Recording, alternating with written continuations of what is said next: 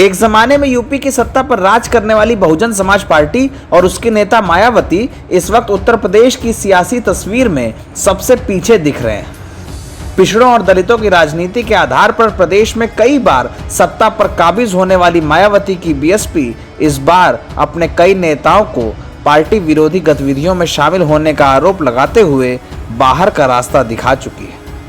इस बार नंबर रामअचल राजभर और लालजी वर्मा का है, जिन्हें बाहर कर मायावती ने एक बड़ा फैसला किया है। राजभर और लालजी वर्मा एक जमाने में मायावती के सबसे खास नेताओं में कहे जाते थे, लेकिन अब उन पर पार्टी विरोधी गतिविधियों का आरोप लगा है और दल से निष्कासित कर दिया गया है।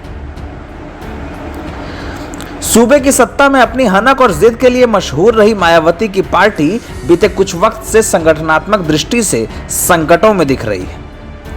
नेताओं के बीएसपी छोड़ने का सिलसिला उस वक्त से शुरू हुआ है जब से मायावती के जमाने में सबसे खास कहे जाने वाले बाबू सिंह कुशवाहा को पार्टी से बाहर किया गया था।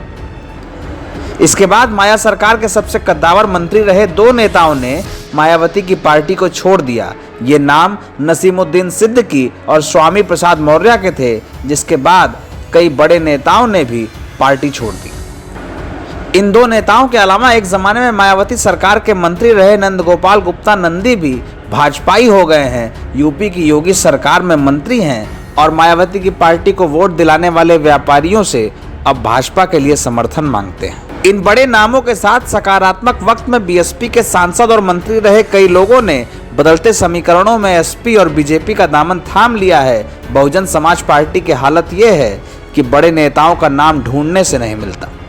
लेकिन ऐसा नहीं है कि मायावती से किसी नाराजगी के कारण ही तमाम नेताओं ने पार्टियां छोड़ी हैं। पार्टी विरोधी गतिविधियों का आरोप लगाते हुए मायावती ने खुद भी कई नेताओं को बाहर का रास्ता दिखाया है। साल 2012 के चुनाव के बाद से अगर घटनाक्रम पर गौर करें तो ये समझ में आता है कि मायावती ने कई नेताओं को पार्टी विरोधी गतिविधि के आधार पर बाहर कर दिया।